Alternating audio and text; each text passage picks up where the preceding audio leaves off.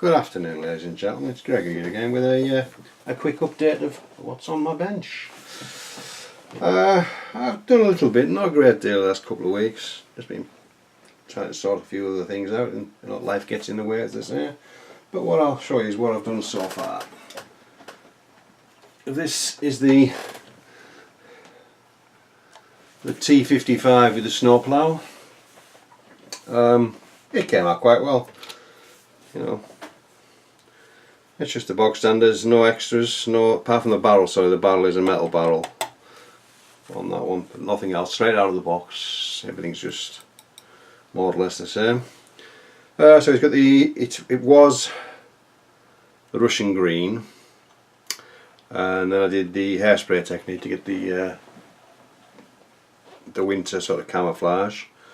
It's come out really well. A few extra little bit pieces. I've got a little camo net there, just on the barrel. Oh, it's not bloody good to see, is it? It's a little point sticker there. Just got that little bit of camo net on there. This needs tidying up underneath here a little bit.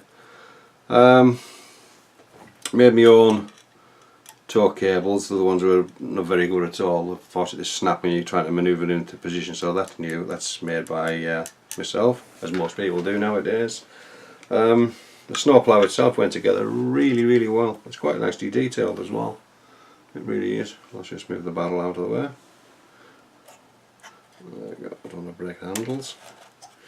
There you can see the, left it should be sort of greasy and mucky because it's must be all to do with the hydraulics for the snowplow. So I've just left it a bit like greasy and oily. Sometimes you see these things leaking slightly. And all I did with the plough was I give it a mixed coat of black and metallic, the gunmetal, and sort of blended it together.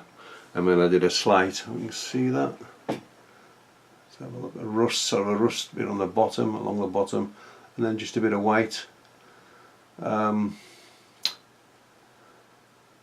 pigment, mixed with a bit of a pigment fixer, and just sort of streaked it up. Obviously this isn't finished, because it's going to go onto a die, which I'll show you shortly, and a piece of chain, just rusty chain. There's always a bit of chain hanging about somewhere, so I thought I'd just put that on. And on the actual side of the turret, I just did these two here, the one there and one there, and they're just baby wipes, cut into size and rolled and then tied and then positioned onto the tank. I just thought I'd just add something different to it. And this is the bandage one. This is the the crepe bandage. So what I did with that, when I was finishing the green on the tank, I just used the rest of what was in the airbrush, and I actually sprayed this flat on both sides, and then used one of the crocodile clips and just left it to dry. And then I rolled it, tied it, a bit of the white pigment on the top. Looks alright to me. And then again, there's another tow cable on the side here which was made. I didn't put any snow on these bits here because obviously the engine running, there's not going to be any snow on these because it'll just melt. So that's why these are a lot darker than the rest. They should have a little bit of snow in there, but maybe not as much as I've got in that bit. I can sort that out, that's no problem. The hatch does open, but I left it closed because I thought it was being winter. They're not going to be hanging about outside, are they? Aerial, I do just a bit of jeweler's wire. That's about it really, just jeweler's wire on there. I did on the exhaust, I painted black to start with, and then a few just different washes of the rust, and at the ends I did from the black smoke, I did this sort of the black pigments again, if you can see that on there, and I just gently blended it into the rust on there at all. So, and the tracks there again, just super glue down, and the white pigment again, just for as if it's snowing, going through the snow. And at the rear, obviously I have my own lot. I did the all my own. It's just a piece of twig out the garden. It looks 100% better than what they give you. So that's that on there. There's no field. I took the field drums off because it didn't have them on, basically. But the drawings that I've seen on the internet and actually on the box art, so I left them off. So I was thinking of actually building them and strapping them to the tank, but I thought no, I'll use them for something else. as you can see, it's come out really well. The detail on the it's quite a nice little build. It really is. I'll straighten that up, you can see it better. See, there's the folds in the baby wipe. I think it's better than using Milliput or anything like that, or the you know, the yellow and blue stuff. Can't really remember what it's called. I think baby wipes look better. You get a nice texture with it as well. I think that's about it on that. So, you know, a good little, you know, trumpeter, good little kit. I think I paid about 18 quid for this. One of the reasons I bought, I thought, well, I'll give it a whirl, see what it's like. But yeah, it came out quite well. So, and I'll show you the diode is nowhere near finished, but I shall show you it anyhow. I shall just lay that there. Right, it's quite heavy because I did it on a tile, a big kit of floor tile. Right, we'll have to zoom out. When you can zoom out on here. I won't zoom out any more than that, so I'll have to bring the camera right back to there for now. Let's stay. It'll stay. Well, so all I've done at the moment is, obviously these are the trees I've been making recently on the how-to videos. It shouldn't be in there, should it? Yeah, it should. Just want a bit of all I've done with this, you know, the Christmas snow stuff you buy for, you know, for windows, that's all these are, I just sprayed with that. Sorry, we can't see, we're nowhere near, are we? Let me just bring the camera up to, there we go. On the trees, this is just that spray snow, that's all that is. Yeah, all this stuff is just spray snow. And I've been building the layers up of the snow. I'll bring it around again. You see, this is a bit shallower than this. Obviously I've built this up because that's where the track's going, the tank is going to go, and I've got to work out how to do the I'll just show you. I better put the tank on and show you. So the tank will roughly be positioned around about, let's bring that back round, around about there. So I've now got to find out, I'm going to just, you know, as the snowplow is ploughing through the snow, this how it turns off. So I need to, I'm thinking of using a baby wipe, so something like, I'm making a little wire frame and coating it as if it's turning the snow as it's ploughing. I still haven't quite fathomed that bit out yet, but that's the next thing I'll be doing. This needs trimming up, it's a bit loose, so I might just take it out and redo that. And I'm going to take an attempt to do a frozen pond all water, you know. So basically this is just the resin pouring here at the moment, this isn't quite set yet. So I use the sellotape and just a bit of the lolly sticks on the edges. And so all this is going to be finished with snow. You know, I've got some snow powder, but this is just the polyfiller, the pound polyfiller from Poundland, that's all that is, just built up gradually. And these are just hairs off a brush that I cut. We've got a bit of staple and stapled it to the bottom, and actually it worked quite fine. They need bushing up a bit, they've just dropped a bit too much I think. They need finishing as well, obviously. A couple of these twigs and logs that I get out of the garden, they're just there for now, they're not fastened in or anything like that.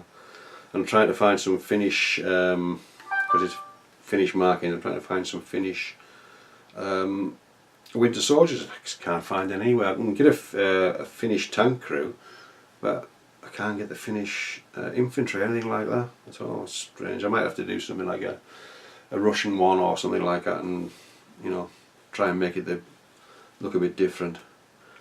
Yeah, so that's just a pour of the resin with the you know, bio resin, and where's the, I'll show you what it is. Just the normal glass resin, just a normal resin in a big tub, and you get this with it as well, and a few other bits and pieces. This is the catalyst, the hardener for it. So you do, like, say I do 100 millilitres of resin to 2 millilitres of the hardener, and I just mix it for about a good few minutes until you get that sort of silvery tinge to it almost, and then you just pour it.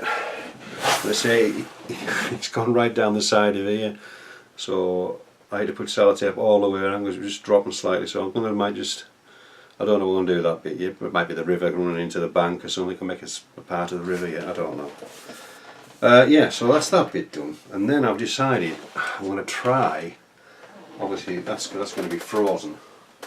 I'll just pop that on there. I'm trying to make frozen bits. So I did this yesterday, and I'll just let it set up. So this one here is just Mod Podge and white acrylic powder. I've just put on this old back of an old DVD case. It's come out quite well, you know, a bit more snowy on that one. I don't know which one to use. That one's quite nice. You know, you can't get the. Oh. Let's bring the camera down onto it a little bit better. You can barely able to see. Let me just zoom in a bit. Let it focus. Right, so this one here is the Mod Podge, just Mod Podge and acrylic, you know, acrylic nail powder, just stippled on there. It's a bit, you know, that'll be fine. I don't know. This one likes to get out. It's like as if it's been snowing on top of it. And then I did the acrylic medium, you know, the from Galleria Winsor and Newton acrylic medium matte. So this is all that is. It's just the bit of piece of that, and I just stippled again. And that looks more like the ice on top of the lake, sorry, lake, or top of the pond or river, just on the edges there. So that's got more snow on it. So I might have, the acrylic powder didn't clear, which I thought it might have done, but it didn't. But I can still use that for something. I can still use that for like you know, as if it's been snowing again and it's just covered some of the ice. But I think I'm going to use this one here as the ice for that little pond on the Dio. Obviously I can't do it yet until that's completely set. So I just thought it was something different. I thought I'd try it. I've seen it somewhere on somebody's, I think it was Luke's apps again. I think it's basically you know, it does all the gaming like I said, but it's got some nice stuff. You know, the stuff that we can use or adapt to use. So I think that's where I picked this up from. They did a different one. I did it slightly different to how we did it, and I did it different again from how we did it. But I think this one looks quite nice. So I'll show you what I used. There's no point in me showing you the other thing. Let me just see. There we go. All this is the acrylic medium. There we are. Acrylic matte medium, Winsor and Newton. I think I paid about £8 for it, something like that. It's quite expensive, but quite a lot. You don't really need a lot to. Got millions and millions of different things you can use this matte medium for. Sometimes I use it for the washes, things like that. You can do all sorts with it. But yeah, so that's basically what I've used for that one there. So it's dry, you know. They're both dry. There's nothing's going to chip off anything. So that's what I'll probably use on that one. Is that one. That will be used with something, I'm sure. Obviously this is just a circle. I'll have to make a different brush on this one.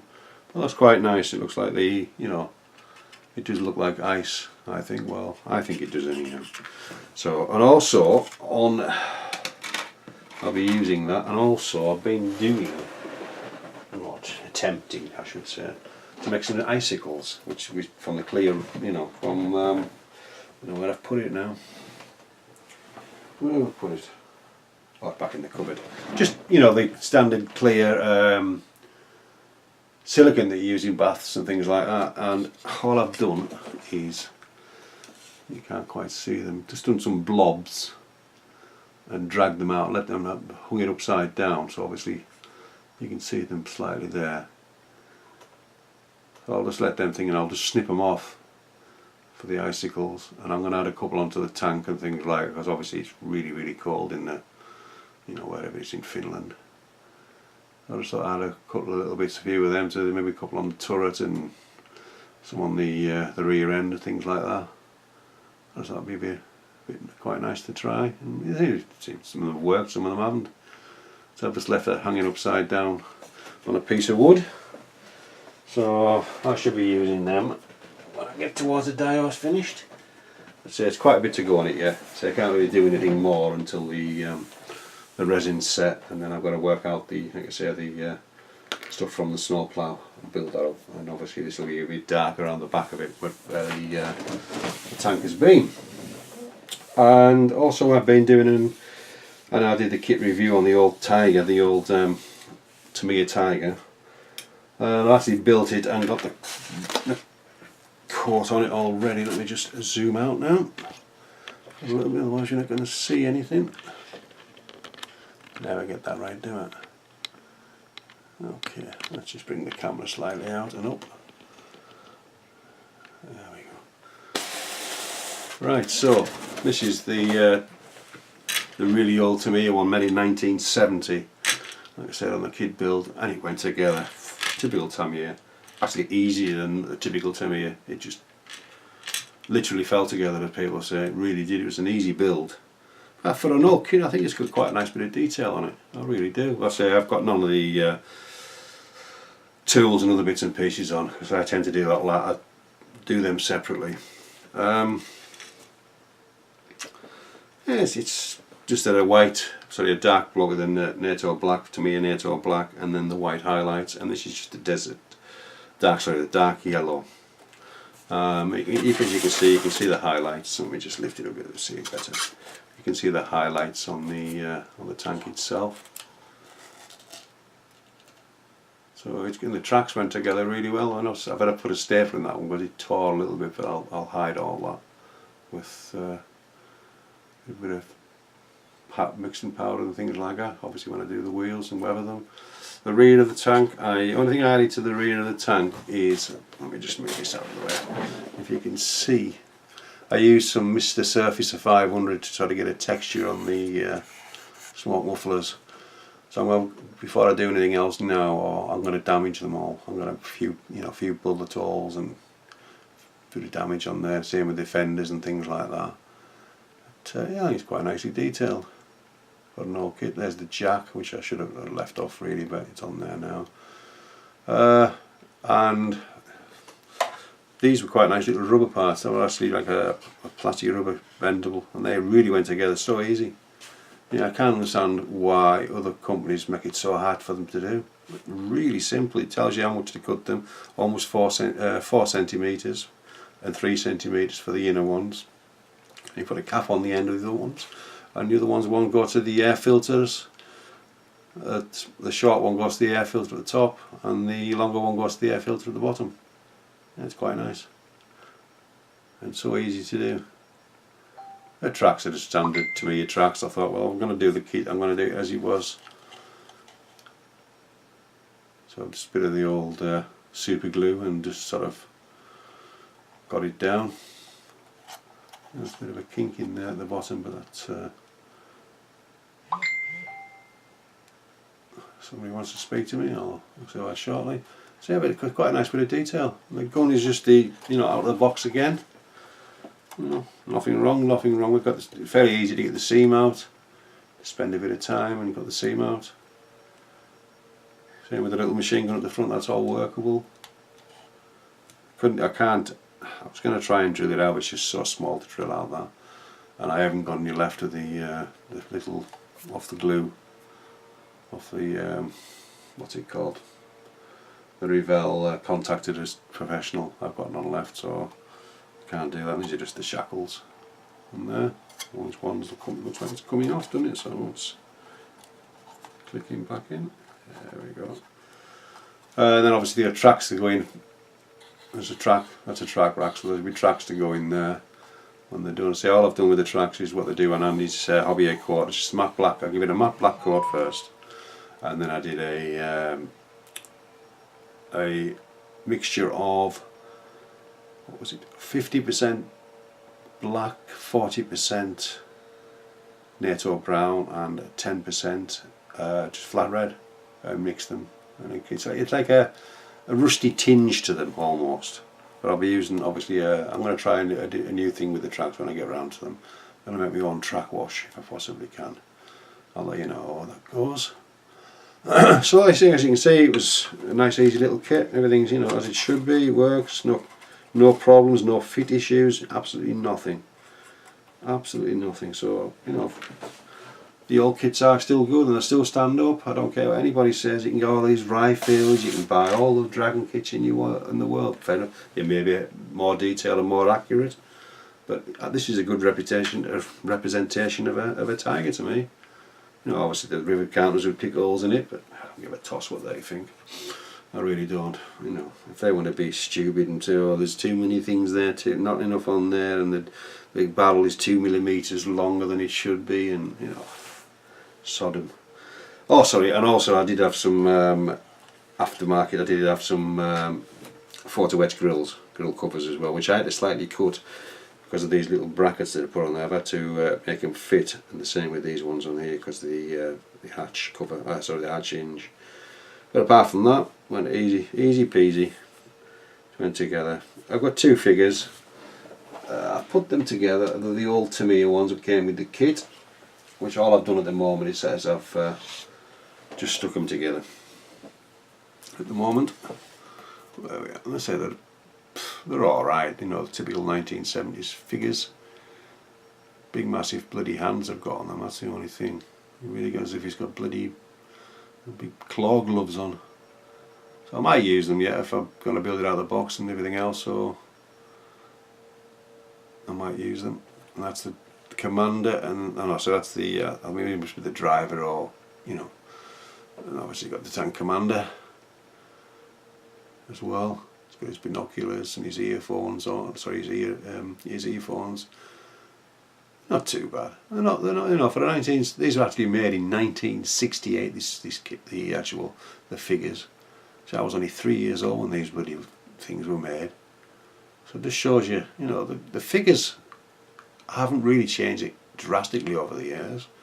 Obviously, you get a better, you know, you get better figures now, obviously, but they're not that much different, to be perfectly honest. You know, the detail is not bad on these, to be honest, but obviously the newer kids have more detail, and but I probably will use these. You know, may as well.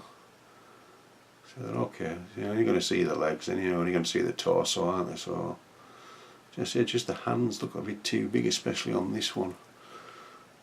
Or maybe it's just me. I don't know. I really don't know. Let me see. See, the hands look quite big, don't they?